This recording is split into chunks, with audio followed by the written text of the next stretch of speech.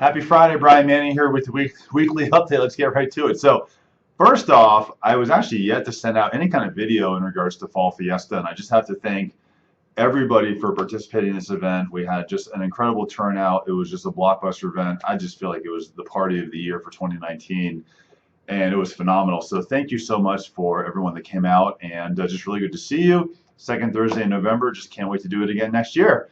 Let's talk about the news this week. So just a couple days really to focus on here. So some housing information on Tuesday.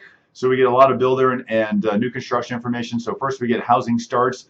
So on a month-over-month basis, housing starts were up 3.8%. Really good to see. And permits were up 5%. So on the new construction front, really seeing solid and healthy growth there, which is amazing because this was actually the best number since the summer of 2007. So new construction is doing well and chugging along and just trying to keep up with buyer demand. Thursday this week, we got some unemployment information as we do every single week. So unemployment is new filings that are indicated for the week on a week-over-week basis.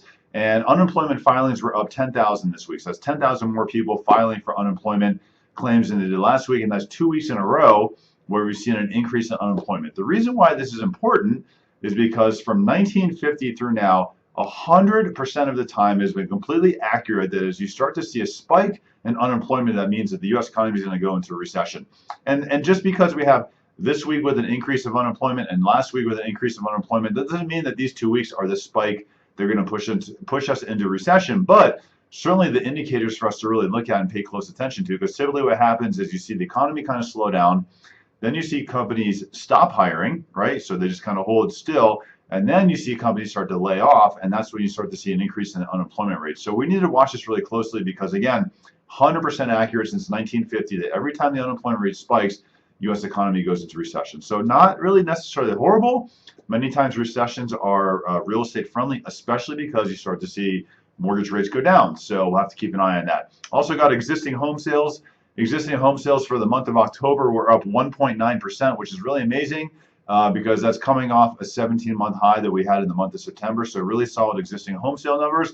And on a year-over-year basis, existing home sales up 4.6%. So it's a really solid housing data this week. And then we also got inventory levels. Inventory levels on a national basis were down 4.3%. So really across the nation, you're seeing some challenges in inventory is really what we've seen for quite a long time. And they're especially apparent in the first-time home buyer price range. I'm around all weekend. If you have any questions, give me a call. I'd love to help you any way I can. I would love to be part of your home buying process, assist your buyers with the pre-approval. If I don't talk to you, I hope you have a really wonderful holiday week coming up. Happy Thanksgiving, and have a great day.